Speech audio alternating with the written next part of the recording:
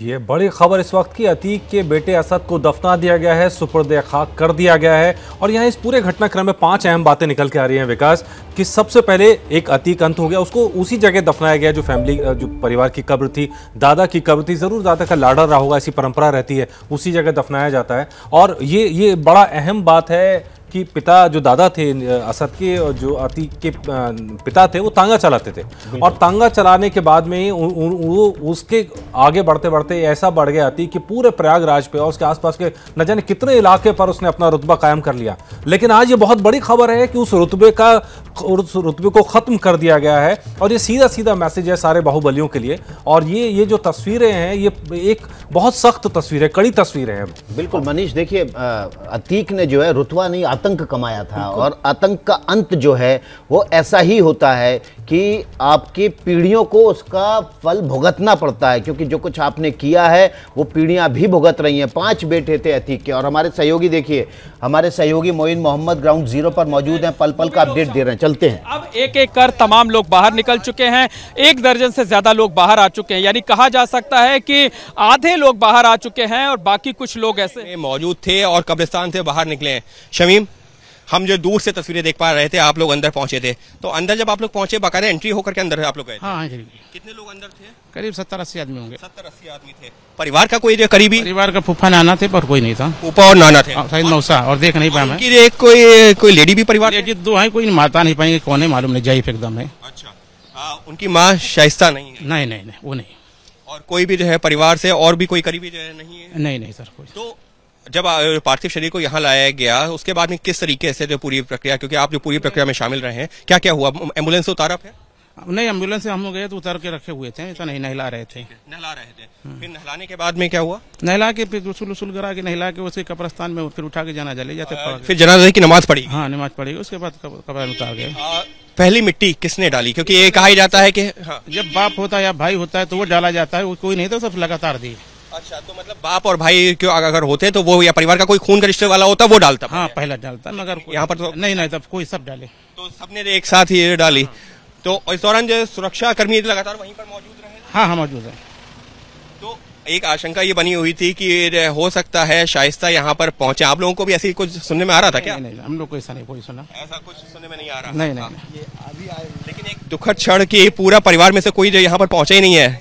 नहीं, कोई नहीं, पूरे परिवार में कोई नहीं। तो ये देखिए, ये शमीम है, शमीम जो कि असद के जनाजे के साथ साथ वहां पर अंदर जब एम्बुलेंस से उतारा गया है, जब नहलाया जा रहा था, वहां पर पहुंचे और उसके बाद में जो जनाजे की नमाज है वो अदा की गई। फिर जो है पार्थिव शरीर को ले जाया गया दफनाने के लिए, और दफनाने के बाद में वहां पर जब कहा यह जाता है कि जो पहली मिट्टी होती है वो परिवार का कोई जो बहुत करीबी शख्स होता है, पिता हो, भाई हो, कोई वो डालता है। लेकिन यहाँ पर तो असद को वो भी नसीब नहीं हुई, क्योंकि पहली मिट्टी डालने के लिए खून के रिश्ते वाला कोई शख्स वहां पर मौजूद ही नहीं था। ना जो है पिता, ना भाई, ना माँ, जिसको लेकर के बहुत सारी चर्चाएं थी, लेकिन कोई मौजूद नहीं था। और जो तमाम लोग वहां पर आए हुए थे, जिनको अनुमति दी गई थी, जो कब्रिस्तान में मौजूद थे, उन्होंने मिट्टी डाली और सुपुर्दे खाक किया गया। तो असद सुपुर्दे खाक हो चुका है, उसकी माँ शाइस्ता परवीन फरार, पिता और चाचा अतीक और अशरफ पुलिस कस्टडी में। और इस सब के बीच में जो सुरक्षा के इंतजाम किए गए थे, उसका मकसद यही था कि किसी भी सूरत में हालात खराब ना हो। तो फिलहाल अतीक अहमद का बेटा असद अहमद, जिसका एनकाउंटर में जिसकी मौत हुई थी, अब वो हो चुका है सुपुर्दे खाक। जी, तो देखिए, हमारे सहयोगी अंकित गुप्ता मोइन मोहम्मद ग्राउंड जीरो से लगातार आपकी तस्वीरें और असद के सुपुर्दे खाक से जुड़े हुए एक एक अपडेट दे रहे हैं। जो अंकित गुप्ता ने महत्वपूर्ण बातें बताई वो आपके सामने एक बार फिर से रख देते हैं। भीतर जब जनाजे को सुपुर्दे खाक किया जा रहा था, उस वक्त 70 से 80 लोग मौजूद थे। परिवार के सदस्यों में कोई भी खून के रिश्ते में से नहीं था, यानी कि माता, पिता और 5 भाइयों में से कोई भी भीतर नहीं था। जो करीबी रिश्तेदार मौजूद थे उसमें फूफा, नाना और मौसा के अलावा बुआ मौजूद थी। वहाँ पर 2 महिलाएं ही केवल भीतर मौजूद थीं, और उसके अतिरिक्त करीब 70-80 लोग वहां पर मौजूद थे। तकरीबन 10:30 बजे के आसपास ये सुपुर्द खाक की प्रक्रिया खत्म हुई। यहाँ पर शाइस्ता परवीन के आने की आशंका थी, इसलिए पुलिस बंदोबस्त थे। महिला पुलिसकर्मी भी बुर्का नशी होकर वहाँ मौजूद थी। कई सुरक्षाकर्मी सादा वर्दी में वहाँ तैनात किए गए थे। तकरीबन 1 घंटा इस पूरी प्रक्रिया में लगा। और देखिए अतीक के आतंक का अंत कैसे हुआ कि उसके बेटे को भी जो है, जिसने 3 हत्याएं की थी, उमेश पाल सहित 2 पुलिसकर्मियों को मौत के घाट उतारा था, वो पुलिस इनकाउंटर में मारा गया। और जो आतंक था अतीक का, वो ना केवल मिट्टी में मिल गया, बल्कि अब उसके शब्दों में कहें तो उसे रगड़ा जा रहा है।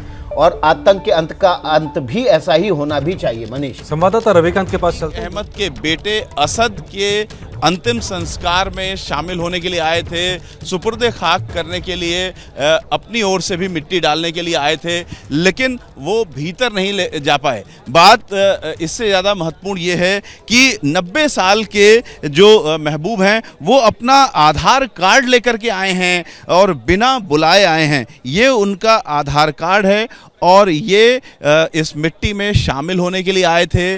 आप का क्या नाम है, आपकी उम्र कितनी है? हमारे 90 साल के जो 23 के साल 2 साल या इधर या उधर।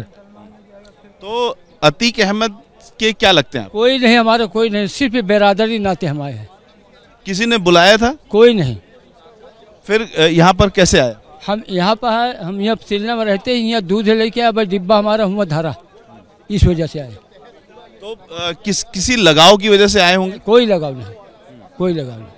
अतीक अहमद या उसके बेटे से कोई लगाव नहीं? कोई लगाव नहीं। हम बता ही नहीं सकते इनके, कभी हम दरवाजा घर या कुछ हमसे कोई रब्जब नहीं, कोई बातें नहीं, कहावत है।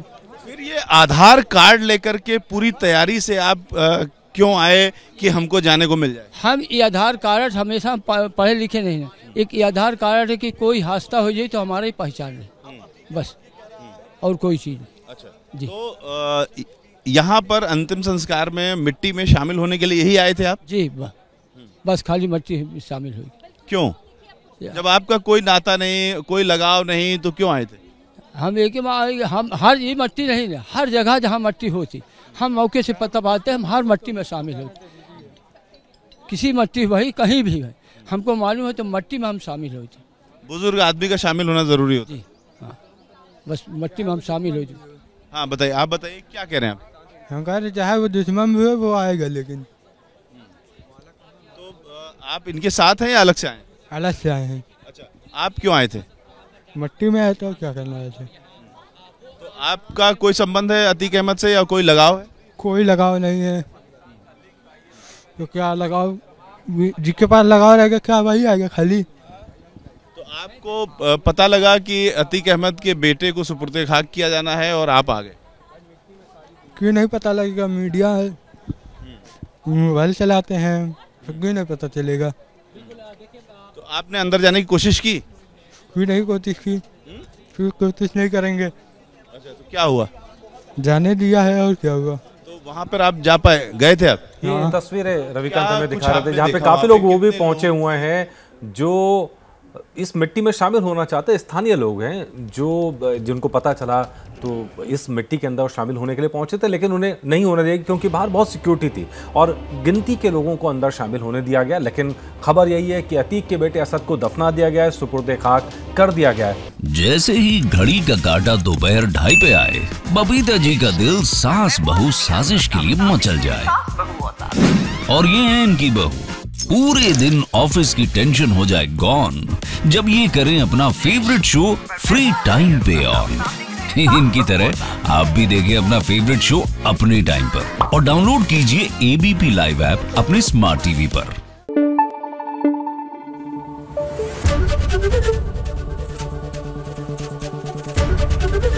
एबीपी न्यूज आपको रखे आगे।